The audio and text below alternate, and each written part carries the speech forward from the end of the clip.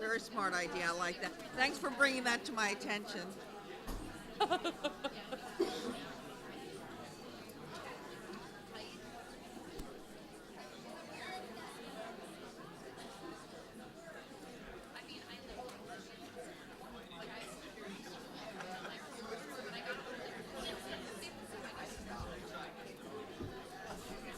Bob, I'm really disappointed. I didn't get to see the honors book. Oh, I'll show you the picture.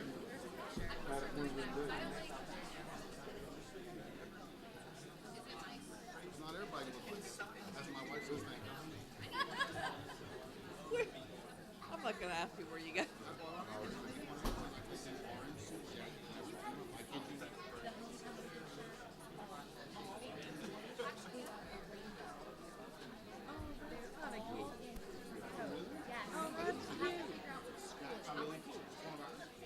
That's what I need to make sure of, because I have a lot of clients who have private schools. I'll have to look and I'll find it. They're all boys at different schools. That's so cool. That's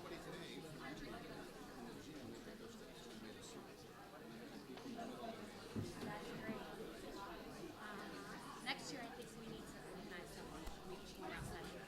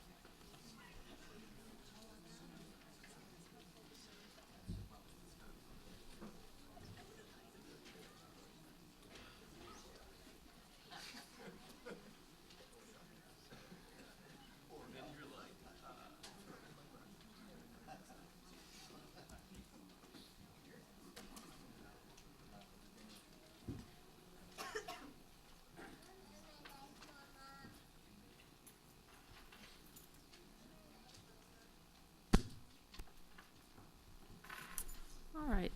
The October 24th, 2018 meeting of the Board of Education is now called to order. Please rise for the invocation.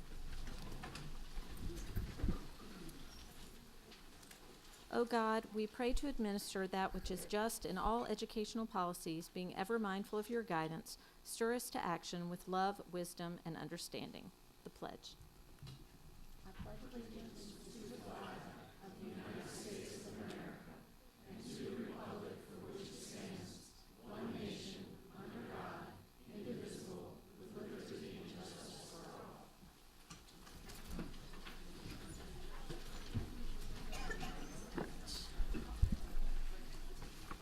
All right, welcome to this meeting of the Board of Education. This meeting is being televised live on AACPS TV and live streamed on the internet. General information and protocols for the meeting are posted on the sign by the doorway as you enter the room, so please make sure you read those if you have not already. Item 2.03 is approval of the minutes. If there are no corrections, the minutes will stand. Item 2.04 is establish agenda order. Mr. Gilliland. Thank you, Madam President. I move that item 4.06, electrical Edgewater Elementary School, be pulled from the agenda to be considered at a later date. Okay. Are there any board questions or comments? Ms. Connolly, would you call the roll, please? Mr. Reinhard? Aye. Mr. Butcher? Aye. Mr. Grannon? Aye. Ms. Corbelak? Aye. Ms. Urea? Aye. Mr. Gilliland? Mrs. Nally? And Mrs. Hummer? Aye. So, Motion passes 8-0. okay, so the board stands, the agenda stands as amended. Okay, item 2.05 is board recognitions, and there are no recognitions this evening. Item 2.06 is the CRASC report.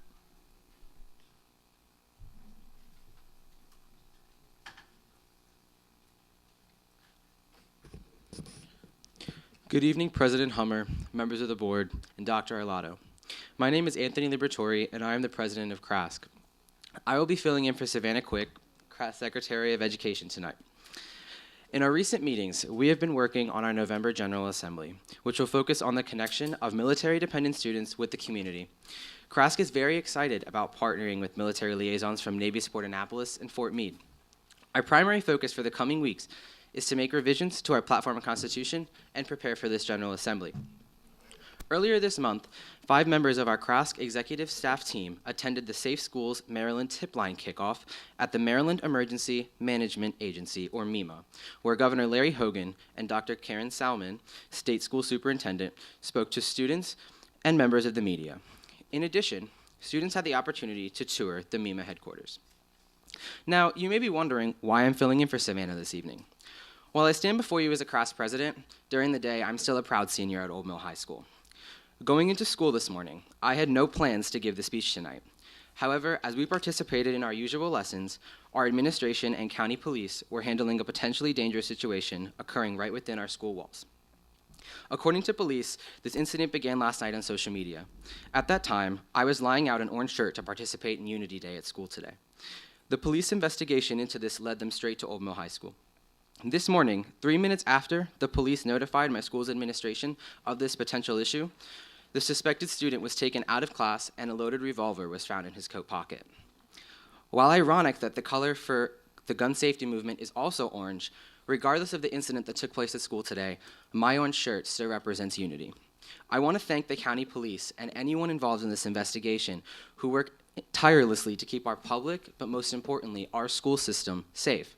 However, on a personal basis, on behalf of myself and my fellow patriots, I want to thank my school's administration and school resource officers for investigating this incident as soon as possible. Without their immediate response and efficient teamwork, the entire situation could have played out differently. And to the general public, I want to remind you all of Anne Arundel County Public Schools' 24-hour anonymous safety hotline at 1-877-676-9854. As stated earlier, today was in fact Unity Day across AACPS. I enjoyed seeing the tweets of students and teachers around the county celebrating this day and what it stands for, and I especially enjoyed the orange computer screens in school today. But if there's one thing we should all do to unite our schools and communities, it should be to appreciate and thank everyone for what they do. I cannot stress enough how thankful I am for my school's administration, this county school board, and to the county police on this Unity Day. I appreciate your time. Thank you.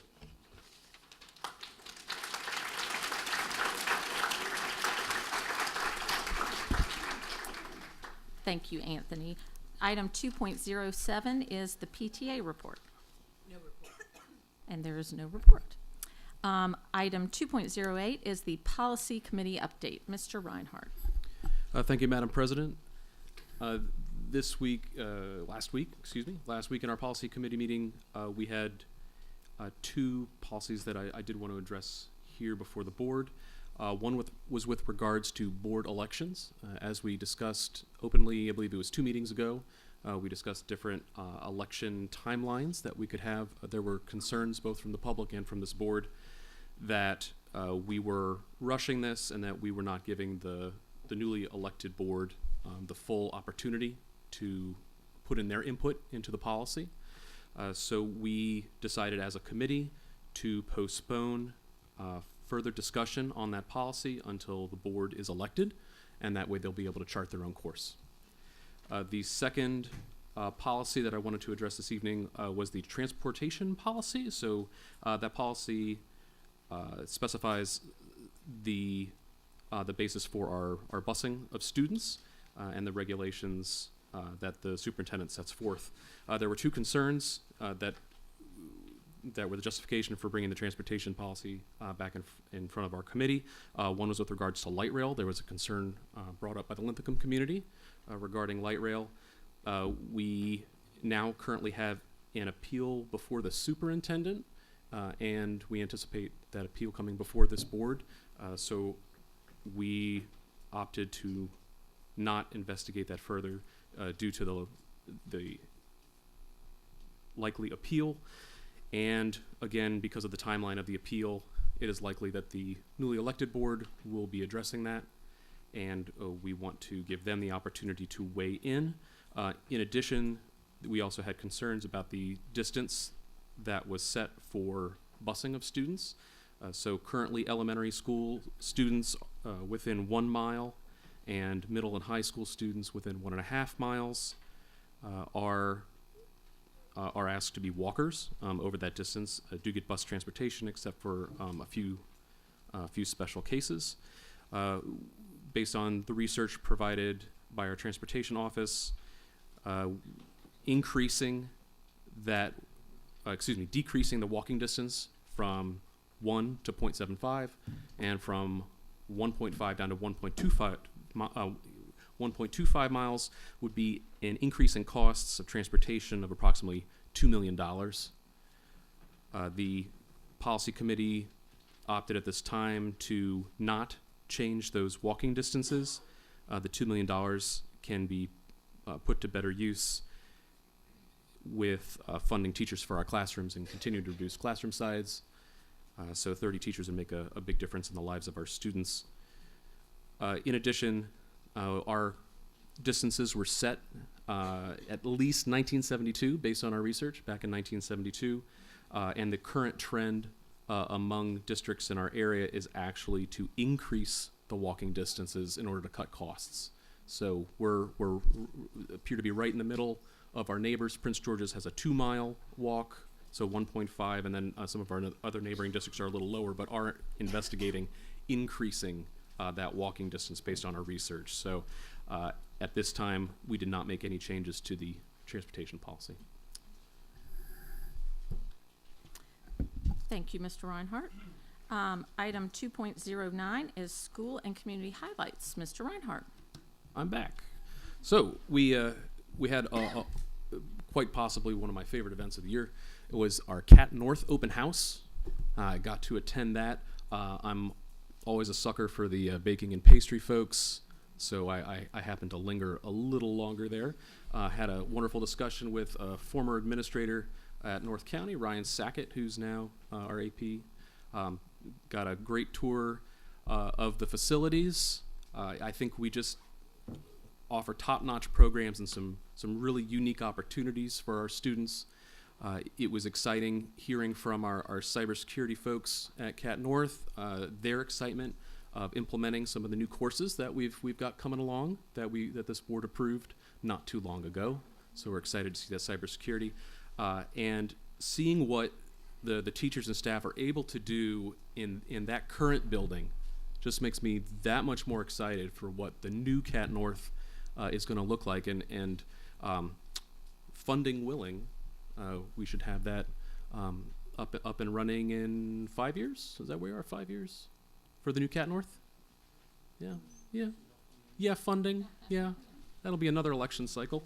So, but we're excited about that. That was great. And also have a congratulations to one of our own here in Anne Arundel, Mr. Christopher Whitehead, who is a visual arts teacher specialist here at Riva and out in the schools, was named the Maryland Art Educator of the Year by the Maryland Art Education Association. So congratulations to Mr. Whitehead.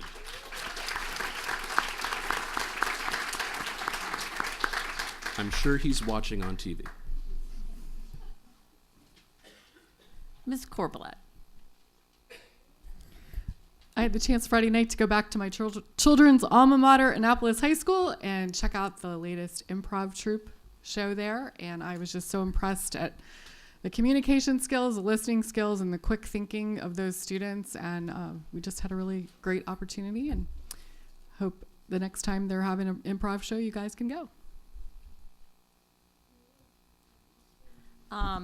Several of us had the pleasure of attending the Teacher of the Year banquet was it last weekend? It's always a blur. It was very recently, and we were thrilled to be there to honor our finalist, Heather Carnahan from Monarch Global Academy. And while she was not the final winner, a wonderful young man from Somerset County received that, and his name is escaping me. Warren? Is that right? Dr. Richard Warren, I'm sorry.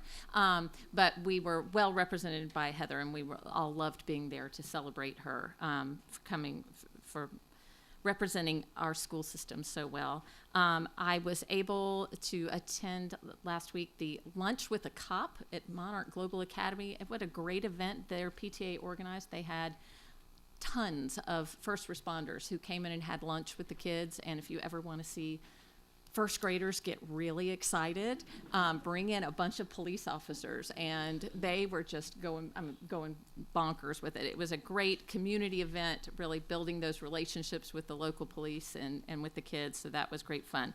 And then last week I attended the Special Education Citizens Advisory Council the Special Education Resource Fair. There was tons of community resources there, as well as school staff, showcasing all sorts of the supports that are available for our families with special needs. And I got to speak with many families and with our staff members, and that's always a great event. It was packed when I was there, so it was a very good turnout, and I think a lot of our families got some great information. And then last but certainly not least, I attended the marching band exhibition at Go Saxophones, right, Mr. Reinhard? Although I say Go Trombones. At Meade High School last week, all of our marching bands were on display. I wasn't able to stay for everyone, but I got to see multiple of our bands, and they were all great. And there was such a great crowd there cheering them on, which you love to see because, you know, we love our marching bands. So go Gophers. And next, item 2.10, Dr. Arlotto, your superintendent's update. Yes, ma'am. I've got some good news to share. I'll piggyback a little bit on what Mr. Reinhard shared. So let me begin with an award that was announced recently in July, where District Administration Magazine recognized Anne Arundel County Public Schools as with the District of Distinction Award for our work with telepresence robots to provide real-time access to learning and to provide social support for students who are either homebound or hospitalized. And this board will remember that we were able to showcase this in front of the Maryland State Board of Education several months ago as well. I think we currently have 13 robots that are in operation across the county, and students that are in need, as again, either hospitalized or homebound. We have purchased some of those, and some of those robots have been purchased by our business partners. So I certainly want to thank our technology team, our instructional technology team, and our Office of Advanced Studies and Programs for all your hard work. It really is a phenomenal award. We're excited we can do this for kids, so I'll hand that to you. 7 AACPS educators were honored for their work by the Maryland Art Education Association. Lainey Dykstra, our coordinator of visual arts, received the Linda Pop Leadership Award for her outstanding contributions and professional service to art education. Christopher Whitehead, as you heard, a teacher specialist here at Central Office, was named the Maryland Art Educator of the Year. Really quite phenomenal. 5 art educators are recognized for their outstanding contributions at the district level. They are Jenna Lee Denny from Annapolis Elementary School, Jenny Hendricks from Southern High School, Kelly Keithy from Annapolis Middle School, Amy Begg Marino from Bates Middle School, and Katie Rousseau from Broadneck High School. And so we're really excited about their awards and their recognition. At the annual awards banquet of SHAPE Maryland, 9 AACPS educators were honored for their work in the fields of physical education, health education, and dance. Amanda Weisgerber of Annapolis High School was named the High School Physical Education Teacher of the Year, and Kristen Bauer of Severna Park High School was named the Health Education Teacher of the Year.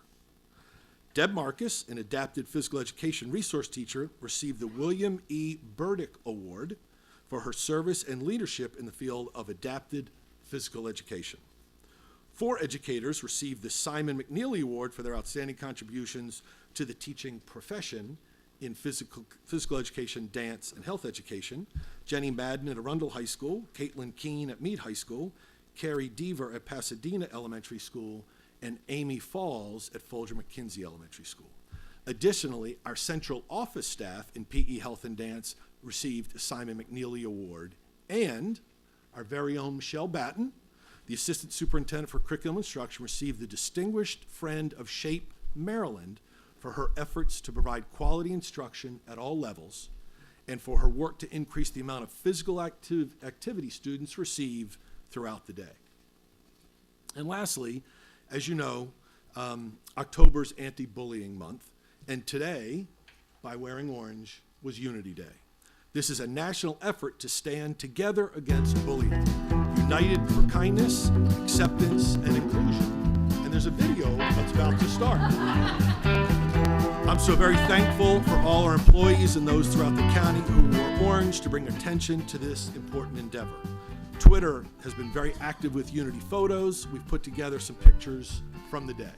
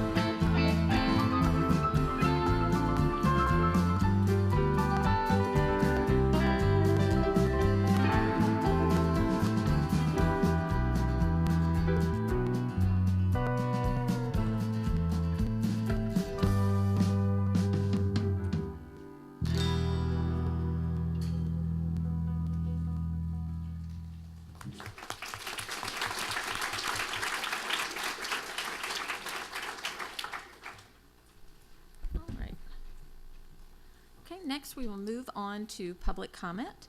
Anyone wishing to speak on an item not on today's agenda and who has signed up prior to the board establishing the agenda order a few minutes ago may offer testimony during this public comment portion of the meeting. Speakers are allotted 3 minutes each and may not allocate their time to others. A tone will sound when time has expired. The board asks that comments remain civil and appropriate for the various audiences that may be watching or viewing this meeting. Student-specific and personnel matters are confidential and cannot be discussed in this forum. It is not the board's general practice to engage in question and answer session with speakers. Questions may be posed by speakers, but any answers will count as part of the 3-minute limit. For the record, please give your name before speaking, and handouts should be given to the board assistant. If you did not sign up to speak in time if you did not sign up in time to speak today, you may submit written testimony to the board's assistant today or via email at any time. All right. So our first group, Robert Silkworth, Corinne Frank, Jen Aiken, Nico Papa, Owen McCreary, and Alex McCreary.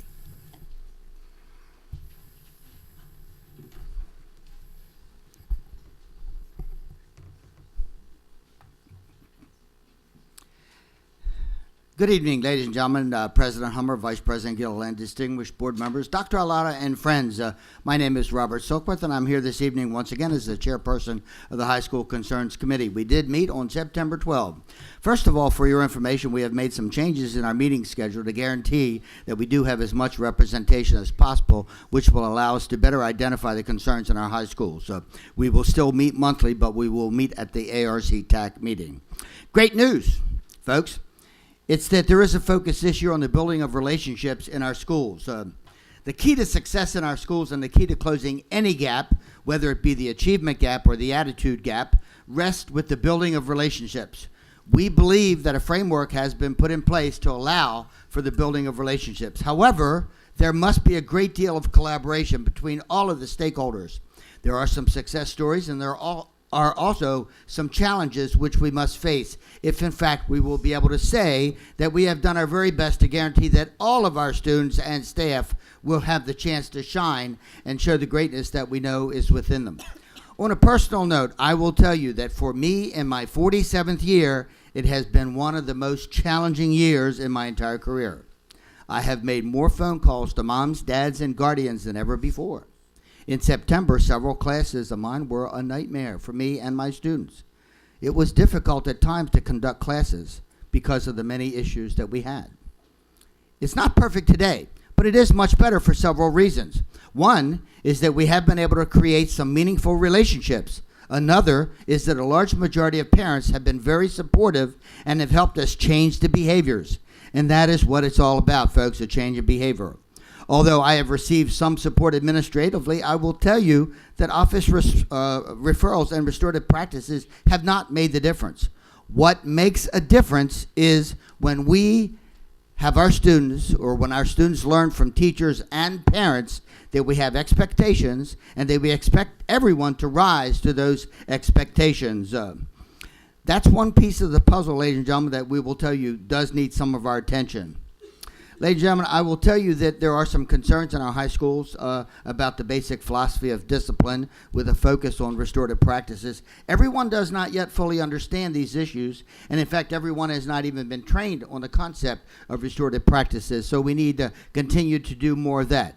Today is Unity Day, October 24th. I am happy to tell you all students have the precious right to a safe class environment and a safe life. No student has the right to take that away. I am a bully blocker in the classroom and out of the classroom, and I am proud to tell you that I'm wearing orange today, Unity Day. Ladies and gentlemen, I usually end with kudos. As you all know, I have 3. First of all, I do believe that it's fitting to thank and congratulate our North County Unified Tennis team. They won the county championship again. Secondly, Dr. Arlotto and your staff, we thank you so much. North County recently had a death in our among a member of our staff, and you were kind enough to send so many people to help us out to get through that time. And then finally, I too would also like to thank all of the stakeholders who stood today to keep our schools safe. Thank you. Thank you, Mr. Silkworth.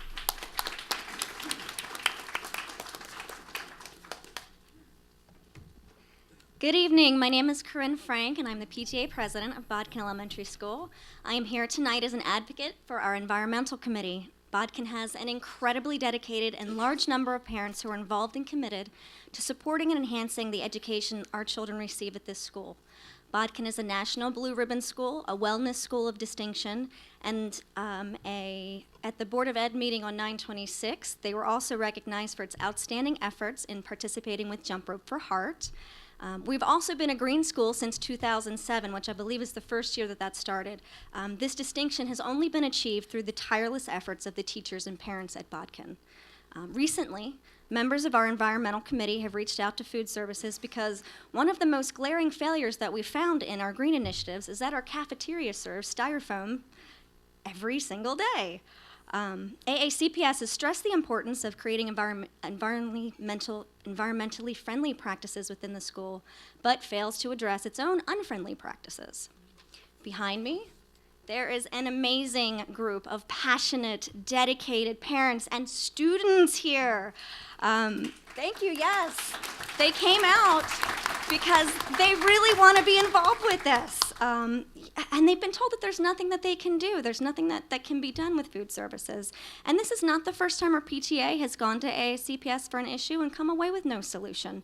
And to be frank, they've come away with feeling that they were not heard or taken seriously. Customer service seems to be a little bit lacking in some of the departments here. We are asking for someone to work with us. We are asking to be allowed to use a pilot program for paper products in our school.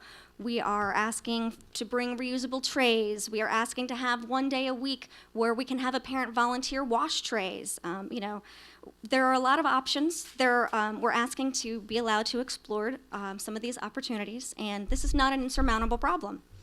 AACPS is asking these parents and teachers for many hours of work that they put into our school to make it greener. Parental involvement is what makes our school special, and if we do value this program, we hope that we have the proper departments work with us and work with our parents to implement some more friendly practices. I have told these parents that you guys are generally receptive, so I hope you don't prove me wrong. I also want to say while I'm up here, I know that there's a lot of continued pressure to change school start times. I feel as though these 15-minute start times have not benefited our school at all and maintain a very large price tag. I would really urge you to return to those previous start times. My son gets home at 4:30. It's already getting dark. He's only the second or third bus stop. And this change has added way more than 15 minutes to his commute because he's well and truly into rush hour. At this point, the commuters are coming home.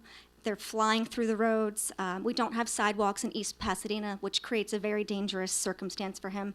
We also know that there's a very limited time for children to play, and play is crucial for a 7-year-old boy. We know exercise is very crucial at all ages in elementary. Teenagers do have the option to go to bed earlier, but children cannot play in the dark. Elementary school children are our most vulnerable students, and I advocate for them tonight. Thank you.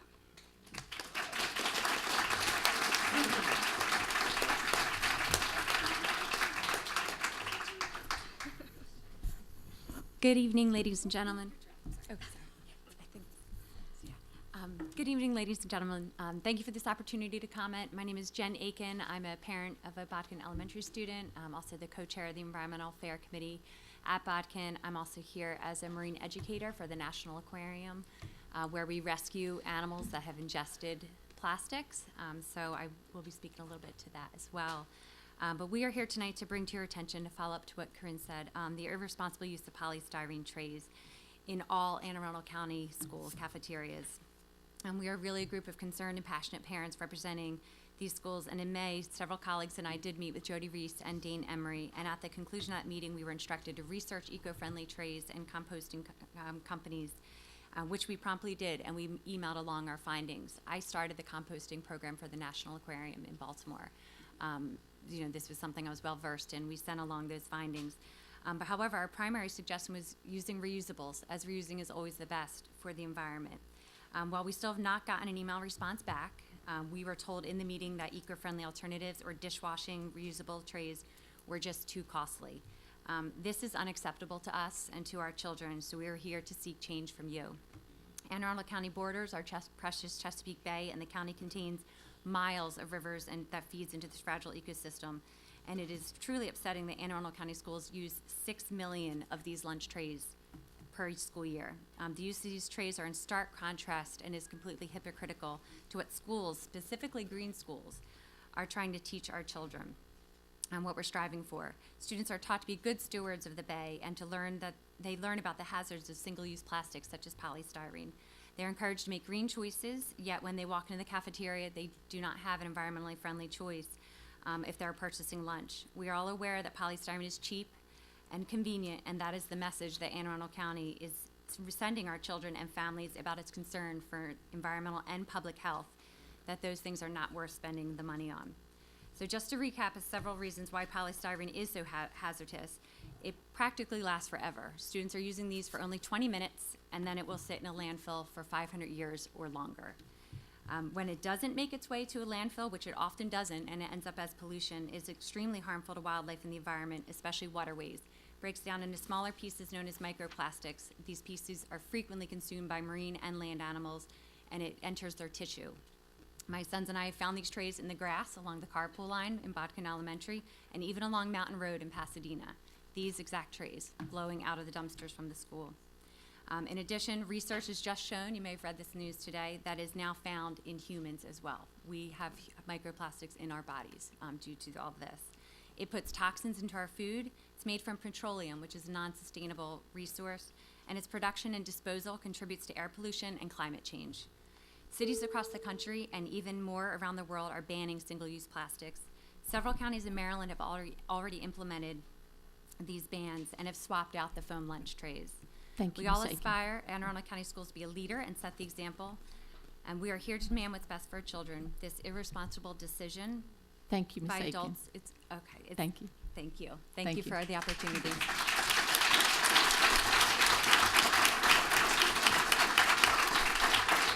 Mr. Brannon. Just briefly, you said you sent along the findings about the alternatives for disposables, but you didn't say what the findings were.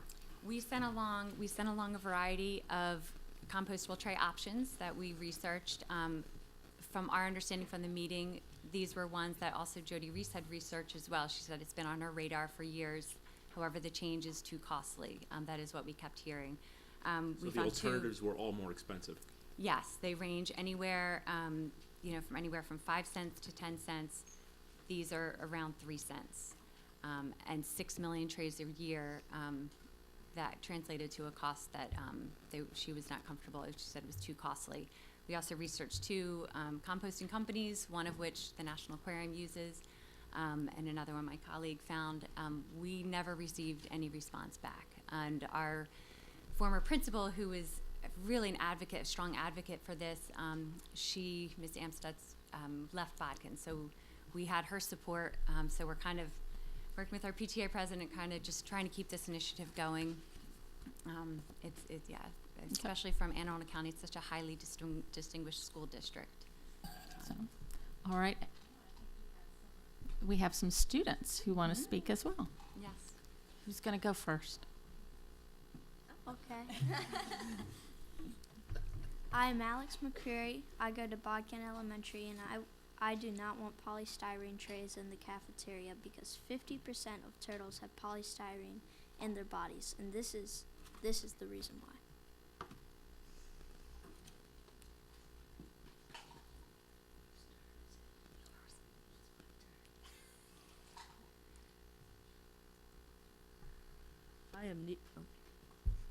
I am Nico Papa. I attend Bodkin Elementary School. I would like the county to stop using polystyrene trays because when hot food is placed on polystyrene trays, the chemical styrene can leach into the food. Although I would prefer reusable trays, I would settle for compostables for now. Make food edible again.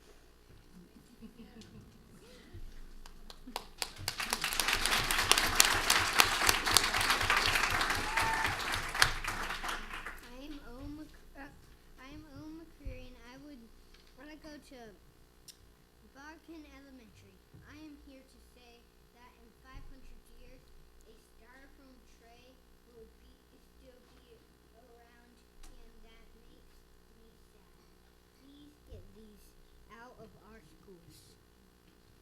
Thank you. Thank you, guys.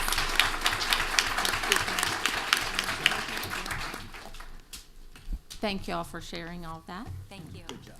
And you guys love to hear the students out advocating. Thank you.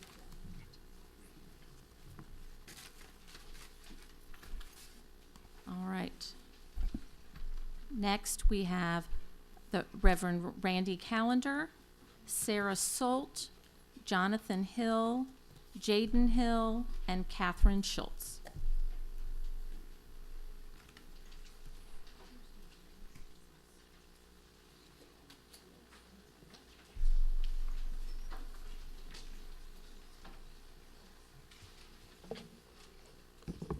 Good evening.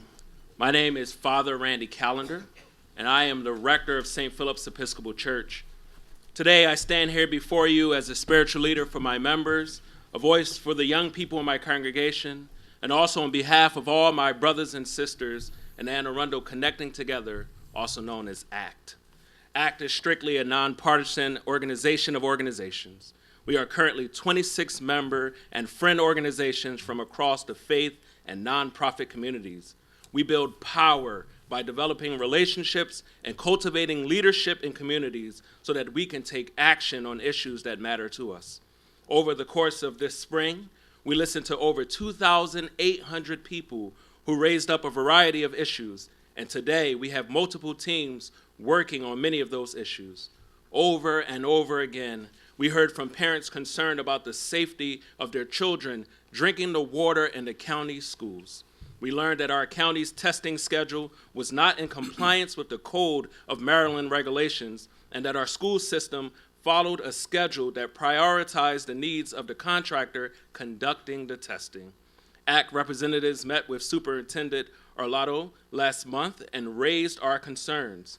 Now, I'm grateful to say that some actions were taken, but unfortunately, not by much.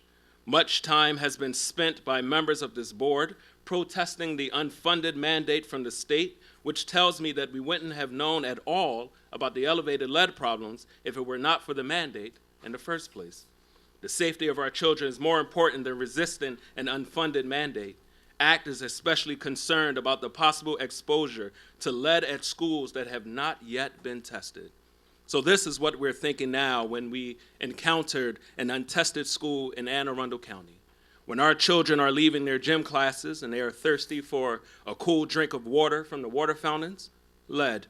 When the cafeteria staff boils pasta, lead. When a parent fills a water cooler for an outside activity event using the spigot outside, lead. Until those schools are tested otherwise, lead is all we're thinking about. So this is what we're asking, that by November 7th, 2018, you shut off all consumable outlets and provide sufficient safe water sources at all schools. We ask you to reorder the testing schedule so that schools built before 1988, serving pre-K through 5th grade, be tested first. We ask you to accelerate the water testing process for all schools so that all testing is completed by December 31st, 2018. And finally, we want you to share your report and responses to these acts with our ACT delegation, who will be here at the next Board of Education meeting on November 14th, unless you would like to meet sooner. My friends, I'm only here with 115 others asking you to follow the law, get the testing done by the end of the year, show us that you are taking these demands seriously, and provide safe drinking waters in all our schools. Thank you. Thank you, Reverend Callender. Next. Good evening. My name is Sarah Salt, and I'm a member of the United Church of Christ of Annapolis. I'm the mother of twin daughters, and their names are Kelsey and Kylie. You ask anyone, and they will tell you that those girls are my world, my everything. The three of us currently reside in Annapolis, and my children go to Annapolis Elementary School. When the results came back of the lead testing, I was relieved to see that no outlets at their current school had elevated lead levels. And I thank you for putting in the money to refurbish the school, so that that is the case. However, for the first 3 years of their schooling, my daughters attended Brooklyn Park Elementary School for their education and aftercare. I immediately felt a sense of anger and fear when I saw the elevated levels in their school. To be honest, I myself am not shocked. I always found their water fountains to be rusty, outdated, and just plain gross. The location of the elevated water fountains is stated to be in the media center. I find this to be misleading. They're actually located between the media center and the gymnasium. When Kelsey and Kylie overheard me discussing the results, Kelsey instantly looked and said, "Mommy, I drank a lot from those water fountains daily." Kylie added that those were the water fountains that her and her fellow students lined up after phys ed and recess to drink from. My heart sank when I saw the look of concern on their little faces. Because they also attended aftercare there, I can tell you for a fact that they consumed large amounts of water from those fountains daily. I imagine they played kickball, dodgeball, everything a kid would do, and after hours of fun and sweating, they ran to those water fountains to rehydrate. As a parent, lead in schools is something I never once even thought about. I send my child to school to learn, and yes, safety is a concern, but when I think of safety, I think of bullying and guns, never being poisoned by water. I'm a scientist at Johns Hopkins. Our research mice ingest toxic things that will eventually make them sick. This is done for good reason, to treat humans with ugly diseases.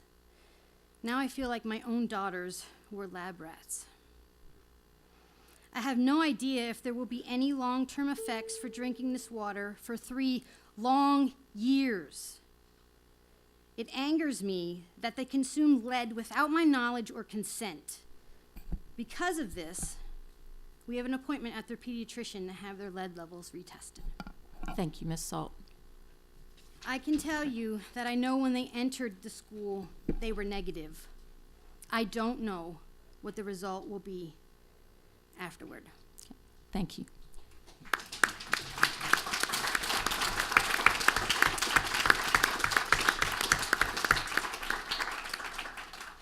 Good morning. I'm sorry. Good evening, board. Use the, get a microphone so we can hear you. There we go. Trying to steal a mic from me. Good evening, board. How are you all this evening? Good. Okay, cool. As a parent, I have 8 children. All of them went to the Anne Arundel County schools, and this situation with the lead, I had to ask myself, before I get any, get up in arms about what's going on and how serious it is, I needed to research a little bit about, what's the properties or the side effects of lead. So, and I did, and I found some things to be kind of off-putting.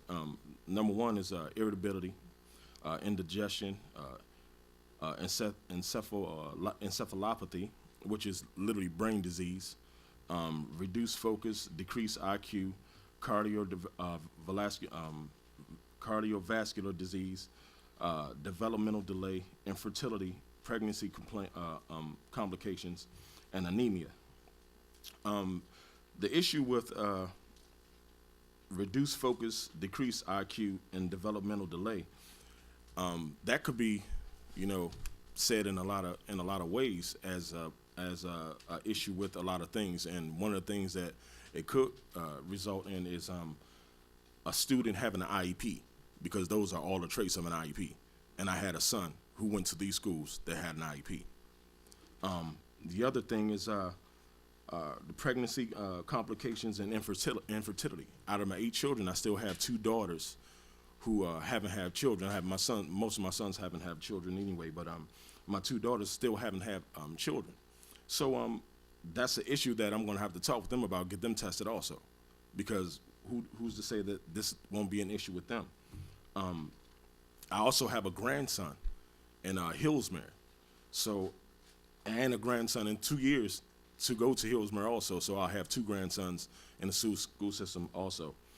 Jaden here beside me, he also goes to the schools. He's been in about 3 schools in the Annapolis area.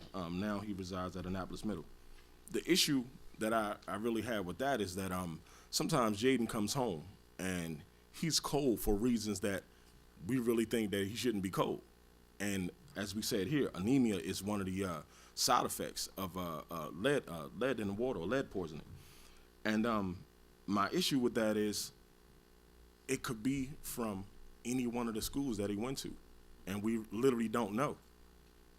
And that's a very, very hard thing to have to look at as a parent, to say, literally, was it my fault that I didn't ask for lead testing, or was it the fault of the school system for not putting up the issue of seeing if there was lead in the water in the first place, far earlier than right now? So my issue is that that this is an issue. Thank you, Mr. Hill.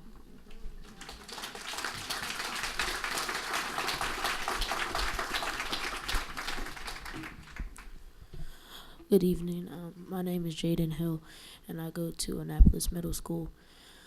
My problem is with the lead poisoning in the water, and we just ended a segment in science class for lead poisoning, and then today my dad was like, "Do you want to come to the meeting?" And I was like, "Yeah." So I found out that lead can cause you to not focus, and if people drink that in school, they won't be able to focus in class. And I think that was the point of school, to be able to learn and be successful in your life. And when we're in gym, it's hot, and there's only one fan in the back, and it does nothing. So when we're done, all we do is go to the water fountain, and there's big lines for one water fountain that is cold. So I think that you should get it tested, so we won't be able to focus. Well, that we will be able to focus and be successful. That's it. Thank you, Jaden.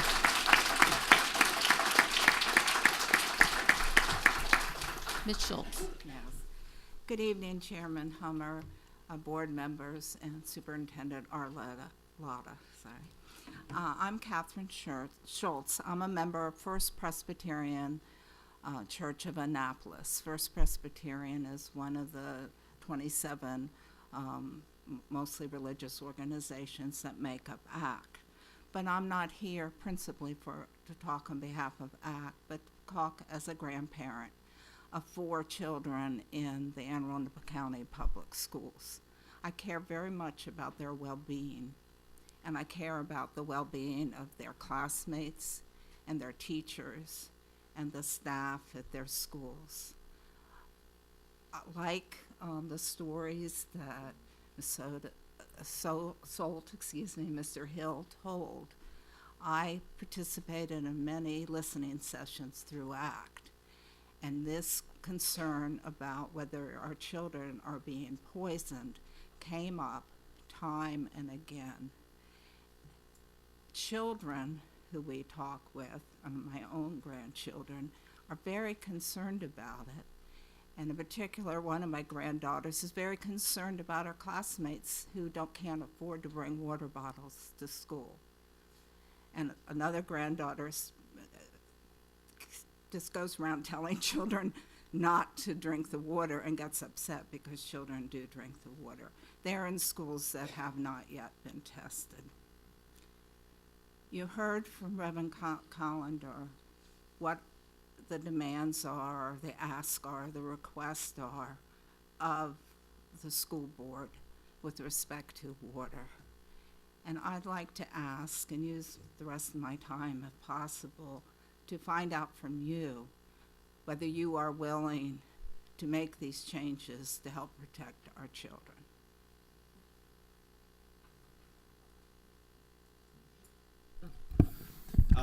We are, as you know, aggressively testing for the lead. We will continue to do that. We are trying to increase the number so we can get through it as quickly as possible. I'm glad to meet. I see from the bottom of this list that there is ACT has got an education team leaders. If that group, Aaron Snell I know, and Ms. Peters, I'll be glad to meet with them and continue to talk and share the information that I have. Am I willing to stand before you today and say that I'm going to meet all of these demands? The answer is no. I would like to sit down and work with the group. It's not as simple as just meeting these demands. Those are conversations that I've had with the group up to this point, and I'm glad to continue those conversations. So if Ms. Snell wants to reach out, I know I saw her here earlier, but if not, I will reach out to her and schedule a meeting, and we'll have some time to talk. We would appreciate that very much, and we would like all the board members to consider those particular requests. They were well thought out by our group. Thank you. Mr. Granin.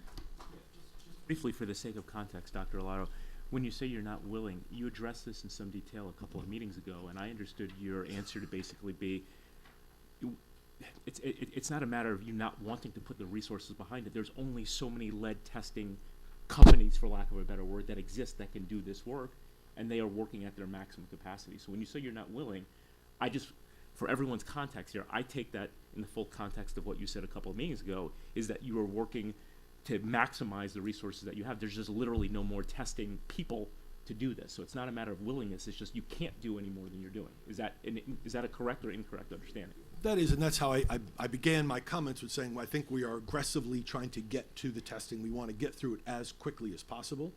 We're hoping to cut the timeline down. We've hired, as you know, we're going through the process of hiring a second company so that we can get through this more quickly. We've identified somebody that has the ability to do that, so we're trying to contract with them to get through this more quickly. The results, all in all, we want zero lead in the water in our schools. Right? That's what, just like you want zero lead when you go and you drink from the water fountain at the swimming pool or the local library or your place of worship. We want the same in our schools. And so we're trying to put the information out and be as transparent as possible and get through the testing as quickly as possible. There are limits to that, as I said, and that's the reason I won't sit here today and make promises that I might not be able to keep.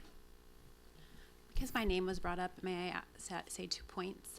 The 2 points that I wanted to make that were a part of these tonight also is what is happening in the meantime, because my 5-year-old is still drinking water out of the water fountains. And then my second question is about the regulations, because we're not following the testing order. We're supposed to test the youngest kids in the oldest schools first, and right now we are out of compliance. AACPS is out of compliance with those regulations.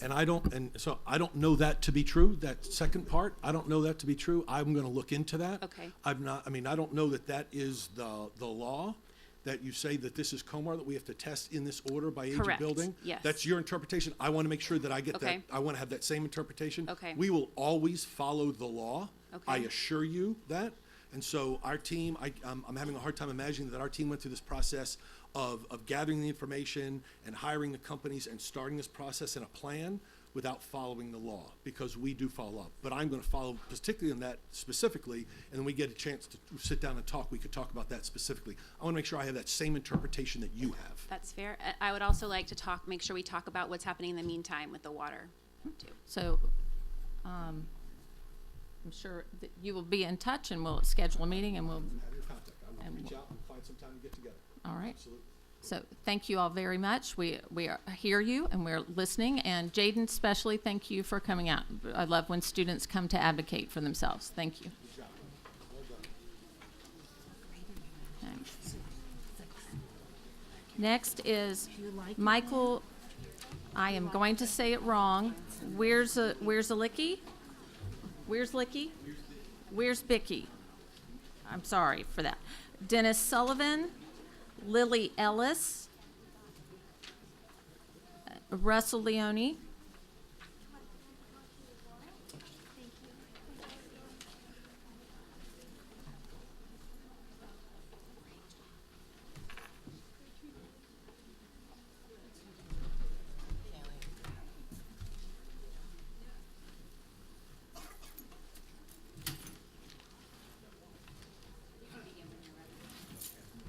Good evening. My name is Michael Wiersbicki, and I've been teaching at ACPS, specifically at North County High School for 15 years.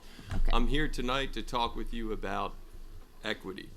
Recently, AACPS revealed a bold new vision for our school system under the motto, all means all.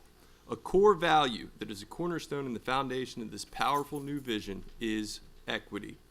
I am very proud to work for an organization that wants to rest on such strong values, and I can confidently say that in my tenure, I have done everything in my power to uphold this principle. In thinking and talking about equity so much at school lately, I keep finding myself returning to the hiring and compensation practices of our school system. I would like to provide you with a few scenarios. For example, Teacher A has 11 years of experience at North County High School. Teacher A is on step 4. Teacher B has 11 years of experience in a surrounding county. Teacher B was hired by AACPS and placed on step 10. Teacher A and Teacher B work side by side in the same department and have the same workload, but there is a discrepancy of 6 steps in pay between the two. Another example, Teacher C has 15 years experience, all in AACPS, and is on step 8. Teacher D was just hired by AACPS from a surrounding county with 8 years of experience and placed on a commensurate step level of 8. Teacher C has over 7 years more experience than Teacher D, but they're on the same step level and they share the same workload. All right. Then there would be another example of Teacher E that actually was on step 9 with 15 years experience, left the county to work in a surrounding county for a year, came back, and then was granted full step commensurate with experience. We're only beginning to look at the data. And these are just a few examples of what we believe to be pervasive inequity in the hiring and compensation practices of our school system. These numbers take on an all-new meaning in the day-to-day of our workplace as we experience the bitter sting that is the result of a foundation for compensation and hiring that does not rest on the core value of equity. There are solutions, and we need not a different county executive to start working toward them. In conversation with colleagues, it has been suggested that to get back to our core values, we could implement more equitable hiring practices, whereby no new hire would be placed on a step above 4. Everyone that we approached with this idea agreed that it would be fair and restore equity in the hiring process. It has also been suggested that any person hired during or after the hiring freeze be reduced to step 4. Now, we met a lot more resistance with this idea, Certainly. of course, but we had some interesting arguments. People said, that is not fair. You are stealing. It's, And I had to think. Thank you. I'm sorry. That's the 3 minutes. Thank you. Appreciate it. To piggyback on what Mike said, I also was in the wonderful equity training this last Wednesday, and I was literally sitting next to somebody that was hired, and we were talking about equality. And every summer I would go leave my hectic schedule, and I would always go, and one night in the summer I would always be very restless. And my restlessness stemmed from the fact that I didn't know what it was. I thought it was because I was getting paid on, like I was getting my steps, and I would always get angry, and I would come here and I'd tell you about my step issues. But I don't think that's what it was. Because when I was sitting next to that guy, and on Wednesday at the equity training, I was like, oh my gosh, I'm being discriminated against. I have 14 years of experience and I'm on step 7. 14. This guy next to me, wonderful teacher. I love him. But he's 10 years. He's been teacher for 10 years. He's on step 10. It doesn't make sense. If you say all means all, it's got to mean all means all. It doesn't mean just the students. It means the teachers also. How are you going to expect us to have your vision when you don't give your vision to us at all. It's equity. It's not about pay. And that's what it was epiphany. I came running to Mike. I'm like, it's not about pay. It's about the fact that I feel that I'm being discriminated against. I'm a 43-year-old man. A person who is 35 is making more than me. I am protected by federal law against age discrimination. I don't know what else this is. Thank you. Thank you. Good evening, Billy Ellis. I'm here tonight to advocate for the African American males of Anne Arundel County Public Schools. Every year in this country, there are roughly 320,000 African American males starting 9th grade, and every year there are roughly 160,000 finishing 12th grade. So we lose half between 9th and 12th grade. Of the 160,000 who finish 12th grade in this country, only 50,000 attend a 4-year college, and only 8,000 attend moderately competitive places. Going from 320,000 to 8,000 and who have the best chance of being ready for this economy defines the crisis we have in this country.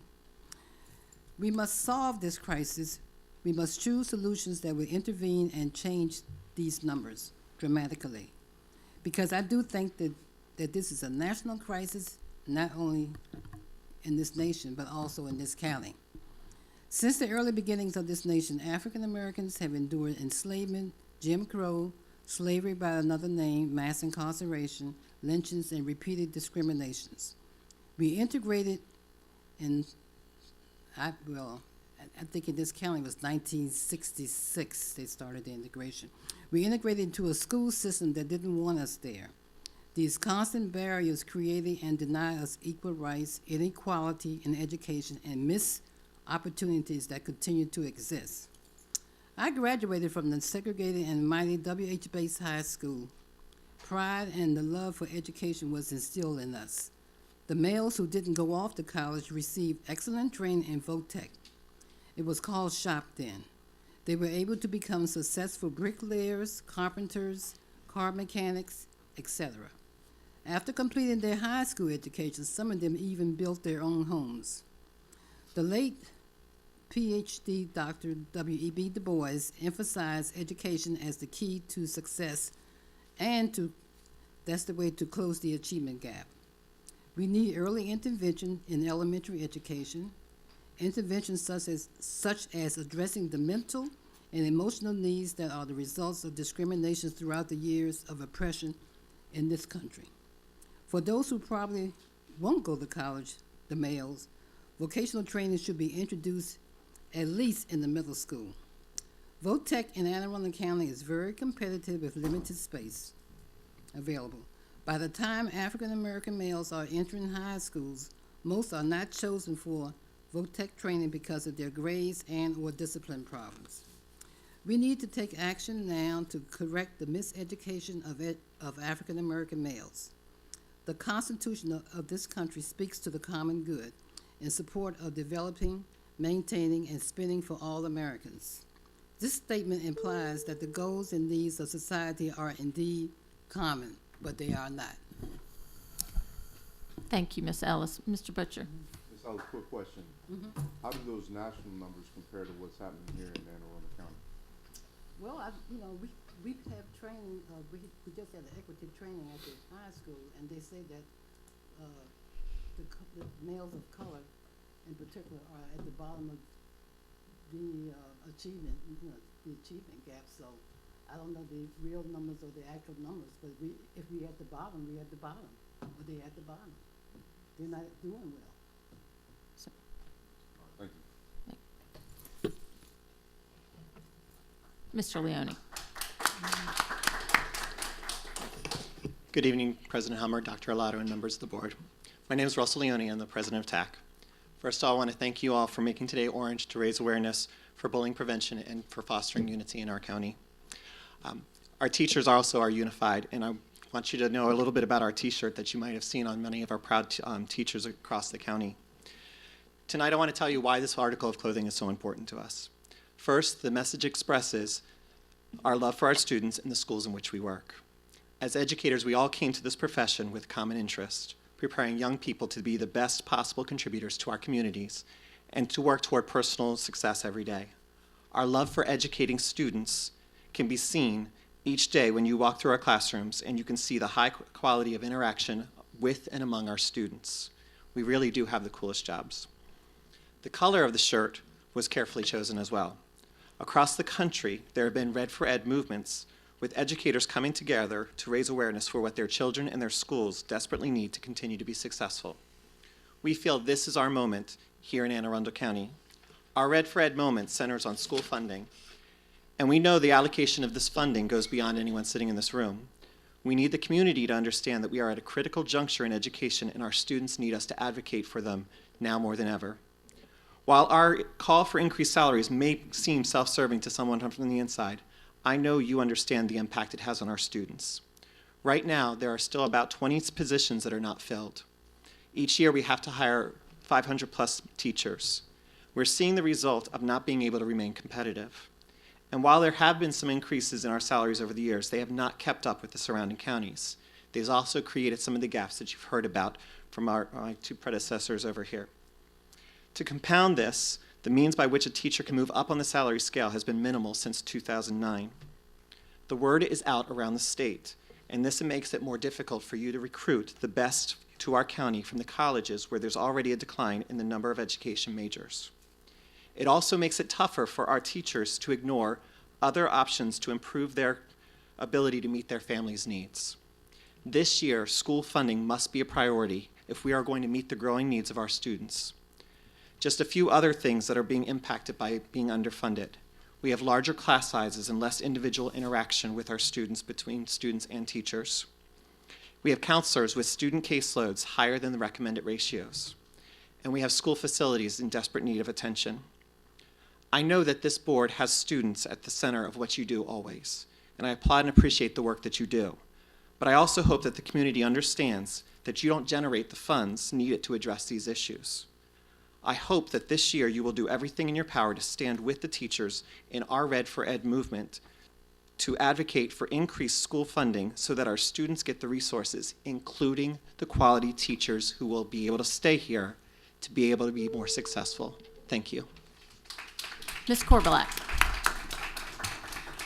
Before the next group comes up, I just wanted to make sure that our two gentlemen here have met Mr. Leone because he is your negotiating team member.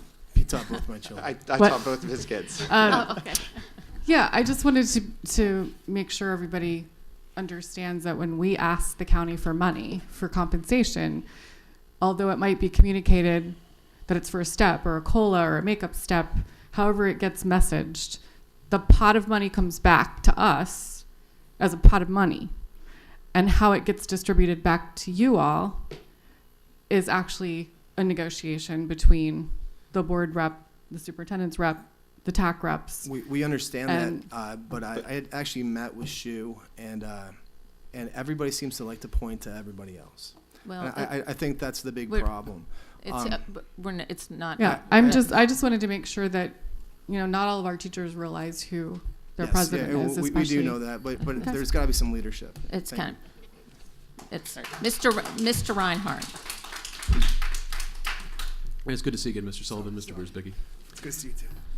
So I just wanted to clarify one of the points you made, Mr. Wiersbicki, when you said no new hire would be brought in as over step 4 as one of the ideas. That was a potential solution that was mentioned, and I don't share all the same views as Mr. Sullivan. Clearly, my own ideas, but we see that's an inside joke quite often.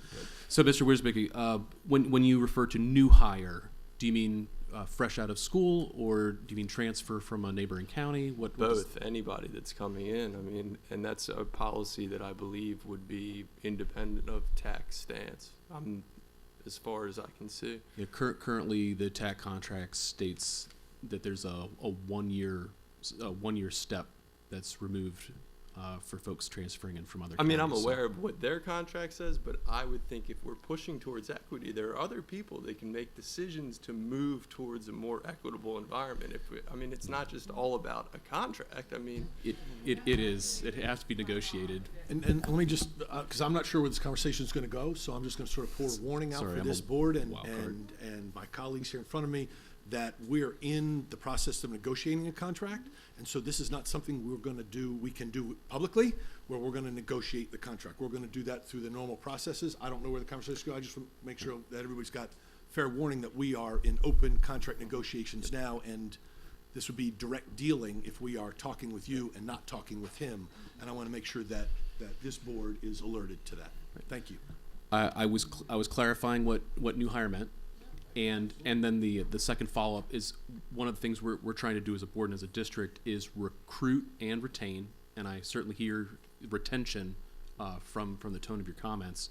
We're also looking to recruit really talented individuals from other counties, and certainly I have concerns as being a transfer from another county of would we be able to get those talented folks if we're taking them back to step 4. When we were just having a discussion today about folks with 20 years of experience wanting to come to this district. So we have to walk a fine line between the awesome opportunities that we have here in ACPS for folks to want to teach here, to want to work with our kids in our curriculum and in our buildings, and avoid alienating all those, because like you said, we got 20 vacant positions at this time.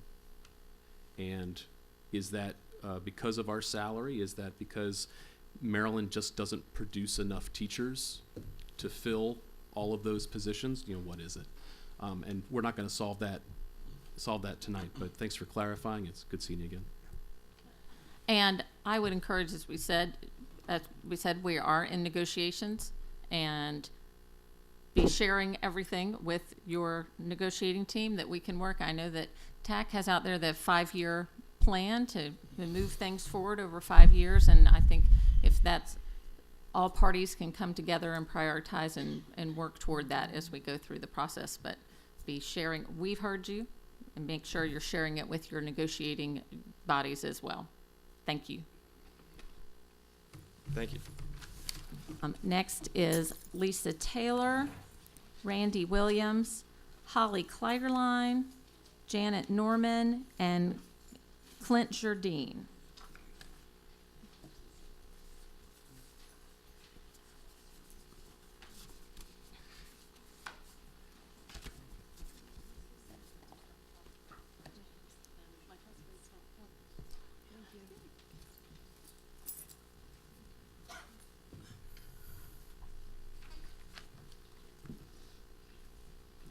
First. Okay, hi, been a long time.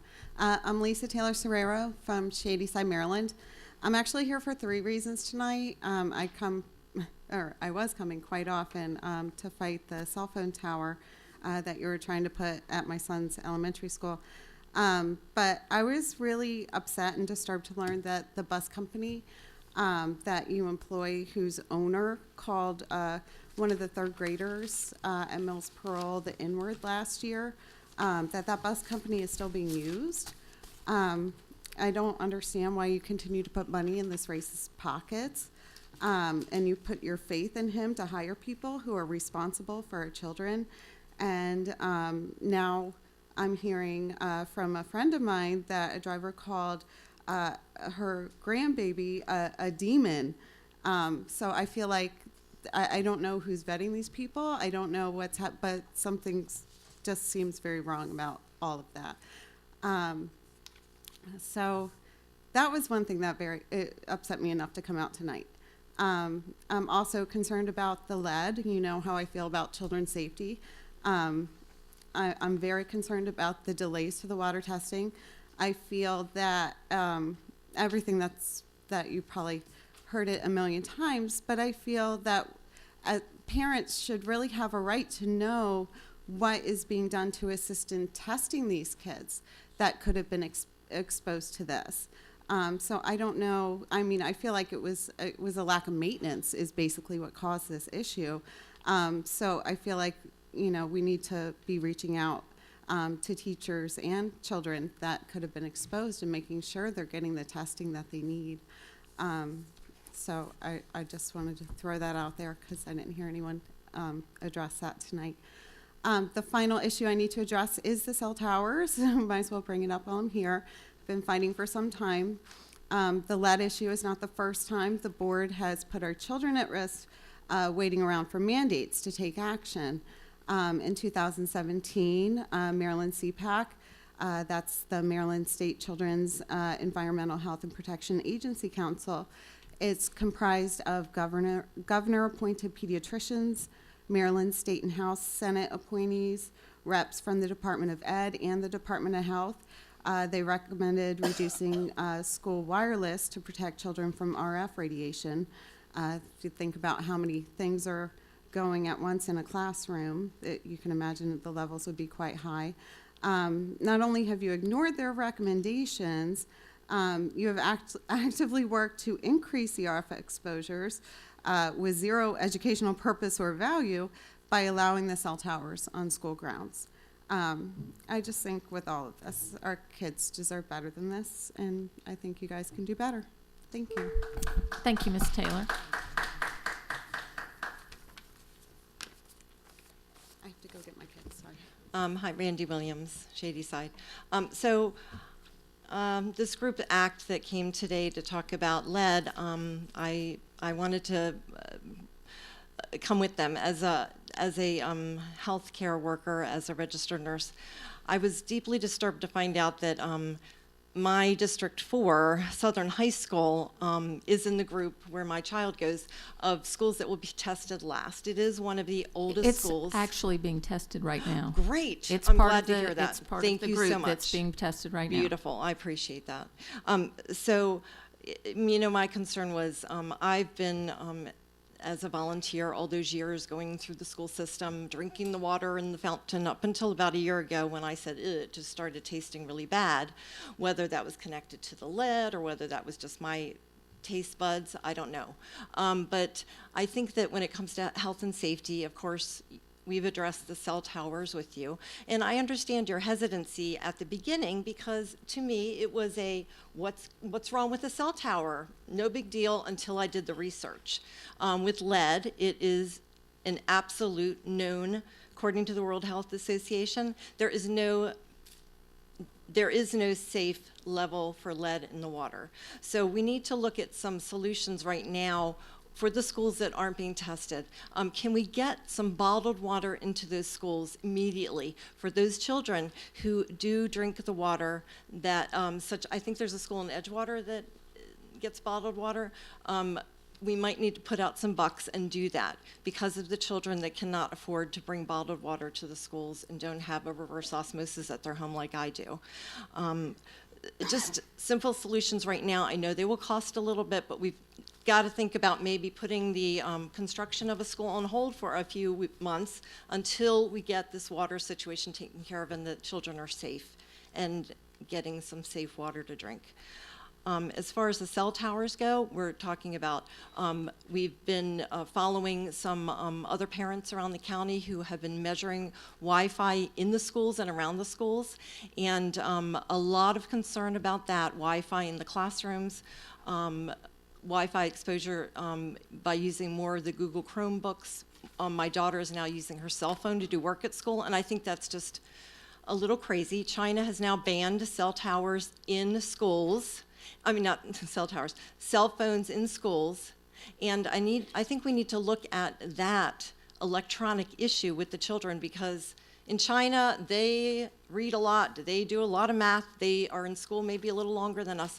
They don't need to use all the electronics to get what it is we need to be really, really smart, intelligent, great leaders of the world. So I think we need to relook at that Wi-Fi situation as well. Thank you. Thank you, Ms. Williams. Ms. Kleiderlein. Hi. Good evening, President Hummer, board members, and Dr. Arlotto. My name is Holly Kleiderlein, and I am the school counselor for 687 students at Oak Hill Elementary. I would like to start off tonight with some positive news. One, Thank you for adding an additional trainer for restorative practices. As a result of Oak Hill's training in August, all of our students are participating in community circles multiple times a week. I think community circles are part of the reason why we had a 20% decrease in minor referrals in September compared to last year, and why we are on track to have an even greater decrease in October. 2, thank you for streamlining the FBA and BIP documents. Dr. Arlotto will know what I mean by that. It's still labor intensive, but I have already been through the entire process once this year and benefited from each document actually corresponding with the next. 3, thank you for adding fuller part-time elementary school counselors to 4 schools. I surveyed those counselors, and I'll share a typical response on what they have been able to do with a reduced caseload. The counselor wrote, we were lucky enough to receive a second counselor this year. This has impacted me, the student body, and staff profoundly. I can confidently say my services are more comprehensive. I've been able to develop a character education program which has already shown results. Staff is more supported, and face-to-face time with students has increased. My student-to-counselor ratio changed from 860 to 1 to 475 to 1, which is still well above the recommended ratio of 250 to 1, but is a great improvement. Now for the not so good news. Last year at this time, we had 22 schools with over 600 students per counselor. Now even though you added positions, we have 21 schools with over 600 students per counselor due to increasing enrollment. I've provided you with several comments from those counselors, but I'll read part of one aloud because it was pretty typical. We are the sole providers in our schools for a daily mental health support, classroom counseling lessons, individual counseling, and one-on-one parent and teacher consultations. We are the first responders to students and parents with critical social and emotional needs. We have become reactive instead of proactive due to our caseloads, which is an ineffective counseling model as we are triaging students' needs daily. Our district is experiencing a crisis of epic proportions, and we are working with an increasing number of kids who have experienced trauma, which impacts learning and the need for social and emotional support. Hopefully by sharing this information tonight, you'll see that the concerns I've brought before the board on multiple occasions are not just problems for me, and they're not just from my school. They are shared by school counselors across the county who are struggling to provide what students need. The argument every year is it costs too much to add school counseling positions. I think the cost is much higher if we don't. Thank you. Ms. Cladwell, thank you. Thank you for sharing this data about the difference. I think there is a connection between the community circles and what we're having, and I'm excited that we're doing the restorative justice practices and starting at the young age. It is helpful in high school, but I think we'll see even greater results 5-10 years from now when the children that we started with in elementary school and who've had that training and participation their whole way through, they're better able to handle. And so this is wonderful data to see, and I agree with you. We need to, I think the board shares all of that we need to get those numbers, your caseloads lower so that you can intervene more. But thank you so much for sharing this positive news. I think that's great. And I'm glad to hear there's been some good things happening this year. Yes, Thanks. thank you.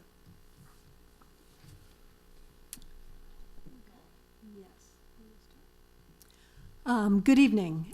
Janet Norman, parent of an Annapolis High student and an Annapolis High graduate. Forgive me if I'm going to talk New York fast because I was not allowed to speak at the last daytime meeting. Despite being here ahead of the start of public testimony, despite being maybe only one of 6 people from the public attending that meeting, and despite taking vacation time from my job to be here, to be there. I urge you to change your new policy, which eliminates the opportunity to be allowed to speak at public meetings of your board. It's discriminatory to my lower income Annapolis cluster. It's non-transparent. It's disrespectful of the public's time, and it cuts you off from valuable ideas. When you are half of the county's budget and you are severely limiting people's ability to speak to you in person, that's not good for you. That's not good for our students. That's not good for a transparent democracy of how we need to interact with you.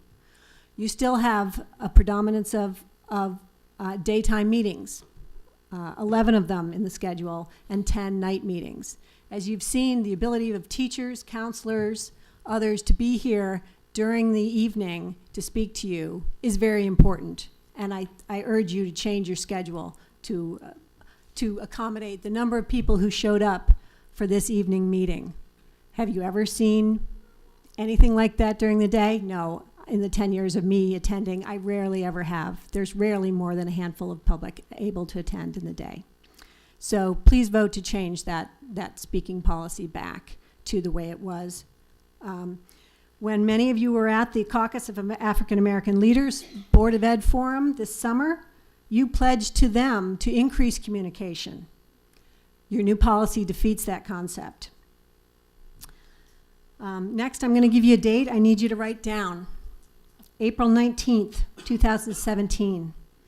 It's when many of you remember hearing the then principal, teachers, and parents of Mead Heights Elementary come to you at a night meeting to implore you to please change their 9:25 a.m. start time, which is now 9:40 a.m., because it was so damagingly late for their kids, many of whom were from low-income and military families who are at military daycare from 6 a.m. waiting for school to start 3 hours and 40 minutes later. It's from 1925 to 34:15 on the video. You set up a false dichotomy that we would need to choose between the health of elementary or the health of middle or high schoolers. You must set healthy hours for all students. I almost drove into a high schooler at 6:40 a.m. this morning. And I have the majority of my faculties, and I'm an experienced driver, but it's dark, and you know that. There's no sidewalks in my neighborhood. Thank you, Ms. Norman. And what happened in Hartford County, where a 16-year-old was killed in the dark at 6:41, can happen here unless you act. Thank you. Thank you, Ms. Norman. Mr. Jardine. Good evening, Board and Superintendent. Thank you for the opportunity to speak. I guess I come to speak as a very, very interested new resident to the county and a very, very interested parent of 3 small children, 3 years and younger, who moved into a new community off of Rydell Road in the Crofton-Gambrills area. It really has been eye-opening attending the redistricting meetings for the new Crofton High School the last few weeks in the area.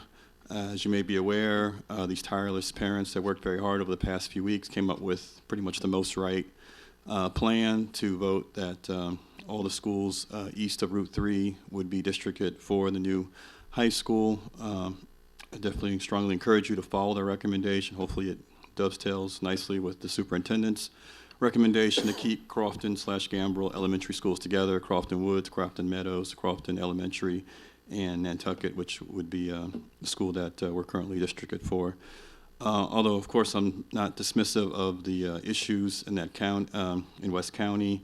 Again, it's been very eye-opening attending the meetings that the county is obviously going through a very surge of development. I believe 1,000 new residents every year, particularly in West County, particularly west of Route 3. It seems like there's a lot of development, which is great, but not the associated infrastructure, i.e. roads and schools. So I strongly encourage you to hopefully get funding together for new schools and additions or renovations, whatever necessary to attend to that emerging population west of Route 3. Thank you.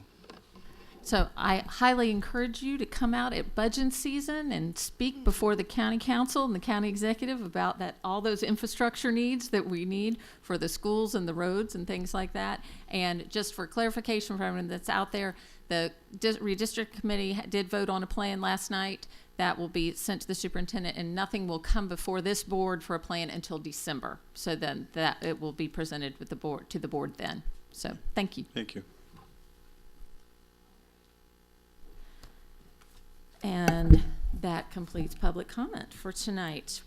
We will now move on to items 4.01 through 4.09 minus item 4.06, our award of contracts. Do I have a motion to bundle these items? So moved. Second. Ms. Connolly, would you call the roll? Mr. Reinhardt. Aye. Mr. Butcher. Aye.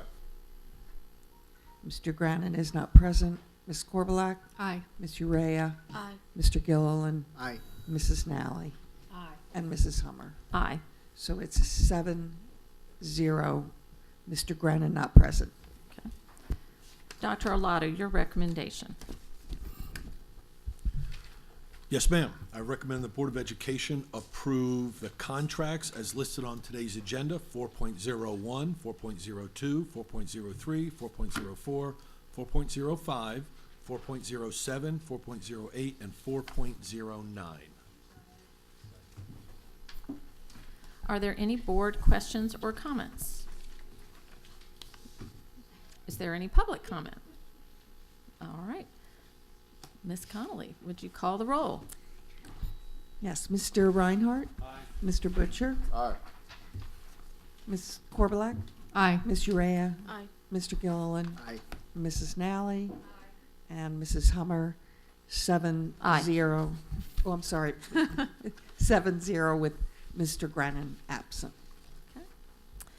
All right.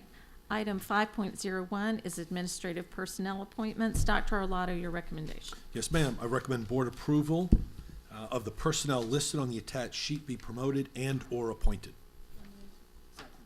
Are there any board questions or comments? Ms. Connolly, please call the roll. Aye. Aye. Ms. Urea. Aye. Mr. Gill. Aye. Aye. Okay. All right. Item 5.02 is Richard Henry Lee Elementary School Revitalization, Stormwater Management Inspection and Maintenance Agreement. Dr. Arlotto, your recommendation. Yes, ma'am. I recommend board approval of the Richard Henry Lee Elementary School Stormwater Management Inspection and Maintenance Agreement. Are there any questions, board questions or comments? Is there any public comment? Ms. Connolly, would you call the roll?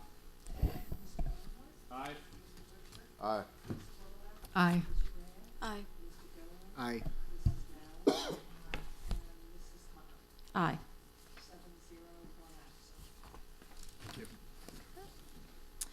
All right. Item 6.01 is a review item, the fiscal year 2018 operating budget closeout.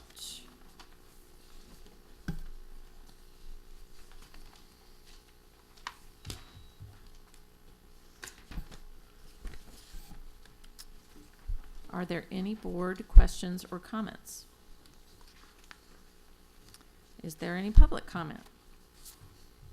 All right, we'll move on. Item 6.02 is the monthly financial status report. Are there any board questions or comments? Is there any public comment? All right, move on. Item 6.03 is the construction status report. Are there any board questions or comments? I'll just ask one broad one. Is everything on track? Is everything, are we having delays? Are we caught up from the summer rain delays that we may have had or anything like that? Is everything moving along? For the record, Kyle Ruff, Supervisor of Planning, Design, and Construction. Everything is moving along. We've been able to dry out this fall. So one school in particular, Crofton, is ahead of schedule on certain parts of the building and site work. So we're actually doing well relative to what the weather was. Okay, great. All right, any other board questions or comments? Any public comment? All right, item 6.04 is award of contracts. Are there any board questions or comments? Mr. Reinhardt cannot go a meeting without commenting on a contract. Go, Mr. Reinhardt. I thought I was doing pretty well this meeting. So You waited till the final item. all right, I only got one more meeting after this, so I got to use them up, Gotta right? get 'em in. All right, so looking at the graduation ceremony venue, Showplace Arena. So, what is the cost per graduation?